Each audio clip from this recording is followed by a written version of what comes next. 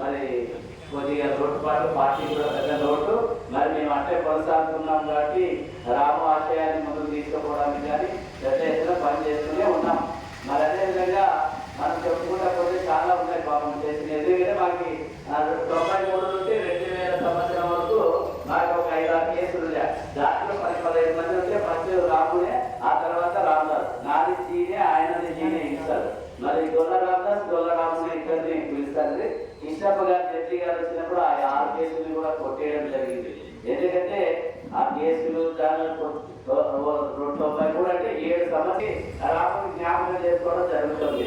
లేకపోతే ఇప్పుడు ఎంతమంది ఉన్నారు, మరి కాసలక్ష్మణ్ గారు ఉంటారు, ఇప్పటికేమో మరి వెంకటప్ప గారు, మరి అదేవిధంగా రామాజీ చాలా మంది గారు, జగదీష్ అన్న గారు మరి వెనక్కుండి అది జిల్లా పిలుపు కాబట్టి దాన్ని వాళ్ళ పట్టుదలతో జరిపినారు. ఈ కొత్త రేపు ఒక 6 నెలల ప్రజలందరికీ, సిపిఎస్ అందరికీ భారత కమ్యూనిస్ట్ పార్టీ తరఫున ధన్యవాదాలు చెప్తున్నాను. నాకు ఈ కామ్రేడ్ రాము గారికి ఒక 25 సంవత్సరాల అనుబంధం ఉంటుంది. నాకు గోపాలన్ అయితే మేము పార్టీలో చదివేటప్పటి నుంచి పరిచయమే. మన తర్వాత 25 సంవత్సరాలు నేను సాధారణ కార్యకర్తగా సిపిఐలో అడుగుపెట్టినప్పటి నుంచి నేను మండల కార్యదర్శిగా మళ్ళా ఆ మూమెంట్లో చేయడం జరిగింది. అన్ని విషయాలు కాదు కానీ కొన్ని విషయాలలో నేను రోడ్ మోడల్ జగదీష్ అన్న గారు అయితే మిగతా ఇక్కడ సిపిఐలో కొన్ని వర్క్ నేర్చుకునేది రాము గారి దగ్గరే మాట. అట్లా మేము కాంబినేషన్గా అట్లా మండల కార్యదర్శి అయితే నేను మండల సహాయ కార్యదర్శిగా మళ్ళా ఒక దశలో తెలుగుదేశంలో ఉద్యమపరంగా అందరికీ స్ఫూర్తిదాయకంగా ఉండేది. మా చాలా మటుకు మా కాంబినేషన్లోనే ఎన్నో ధర్నాలు రాష్ట్రాల్లో చాలా జరిగినాయి. ఇప్పుడు అవన్నీ చాలా కొత్తగా భావిస్తున్నాను. అటువంటి వ్యక్తులు ఉంటే ఎన్నో ఉద్యమపరంగా ఆయన చాలా పోరాటాలు చేశారు. ఏ రోజు వచ్చినా ఏ సమస్య వచ్చినా ఆయన కోర్టు కానీ కోర్టు ప్రాజెక్టు ఆయన చేసిన ఆయన ఉంది. అందుకని ఆయనతో చాలా బాధాకరం ఉంది.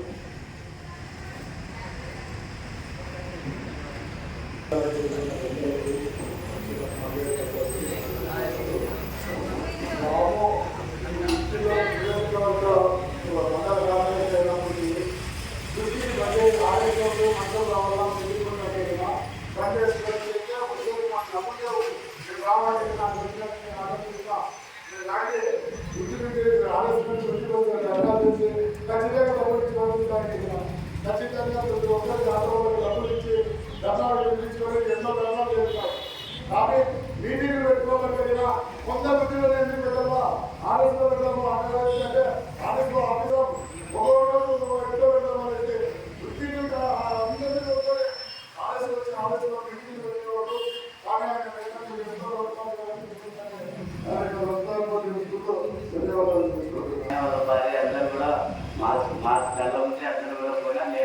అన్ని దానిలో వాళ్ళు నామదారులు మేము మోడీ అయినా కానీ పెద్దలందరికీ గౌరవ పెద్దలందరికీ నమస్కారములు.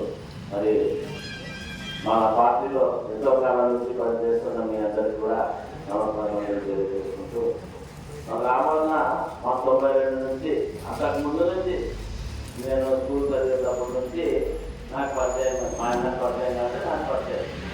అప్పుడు అనేక దాంట్లో స్కూళ్ళలో జలాటలు కొట్లాటలు దాన్ని కూడా నాకు అప్పటి నుంచి పోలీస్ స్టేషన్ తీసుకొని పోయి తెచ్చి దానివల్ల ఏమిలే ఇట్లా చిన్న మన ఆడలేకపోతే మిగిలిన స్థాపించి అందరినీ ప్రజెంట్ చేసి అనేక విధాలుగా కొనసాగించి అనేక కార్యక్రమాలు, ధర్నాలు, రకాలు అన్ని రకాలుగా పోరాటాలు. ఈ వర్ధంతి కార్యక్రమాలు ఇప్పుడు 3 సంవత్సరాలు అయితే మనం చేపట్టి, ఎందుకంటే ఫస్ట్లో కొద్దిగా ఇది అయిపోయింది, అప్పుడు కరోనా ఉంది కాబట్టి. సోదరి సోదరులారా, ఈరోజు మన కామ్రేడ్ స్వర్గీయులైన పూర్తి పేరు రామాంజనేయులు అనుకుంటా, అందరూ రాము రాము అని పిలుస్తారు. ఆ పేరు ఈరోజు పత్రికల్లో పోలీస్ స్టేషన్లో పోయినా కూడా రాము పేరు మీదే చేస్తుంది. ఈ అనంతపురం జిల్లాలో గుర్తి అంటే గుర్తుకొచ్చే కమ్యూనిస్ట్ పార్టీ నాయకుడి పేరు సిపిఐ రామునే. అదేవిధంగా రామదాస్ అన్న కూడా సీనియర్ నాయకులే. వీరికంటే మరీ సీనియర్ నాయకులు షెఫీ గారు, జ్ఞానేవి గారు. నాకు తెలిసినటువంటి విషయాలు ఇది.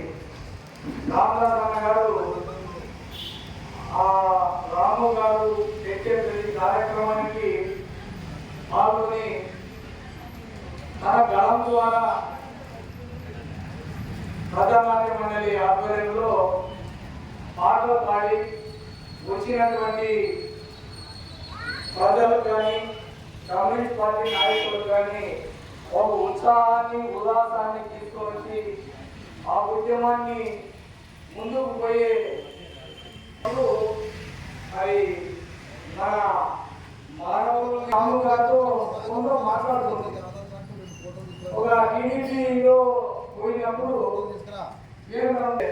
ఒక ఎద్దుతో పార్టీలు లాగాలంటే కష్టం, నువ్వు ఉంటే బాగుంటుంది అని చెప్పేసి అంటే ఆ రోజు కూడా రాము ఫోన్లో మాట్లాడేవాడే. లేదు స్వామి, నేను ఎన్ని పరిస్థితుల్లో సిపిఐ పార్టీ వదిలి పోరాడాలో నన్ను నమ్ముకున్నటువంటి ప్రజలకి న్యాయం చేయాలా, మన కమ్యూనిస్ట్ పార్టీ కార్యకర్తలకు న్యాయం చేయాలన్నప్పుడు మరి ఈ కూడా మాట్లాడినాము, నీతో కూడా మాట్లాడుతున్నాను అని చెప్పేసి నాతో ఫోన్లో మాట్లాడేవాడే. గుంతకల్కి మరి పార్టీ టీడీపీలో ఉన్న కొద్ది కాలమైనా గుంతకల్ కోసం మన సిపిఐ ఆఫీస్ హెడ్ ఆఫీస్కి వచ్చేవాడు, వచ్చి మనతో మాట్లాడేవాడు, మన కమ్యూనిస్టులతో అందరితో పలకరించేవాడు. గుంతకల్ గడువు పెట్టాలంటే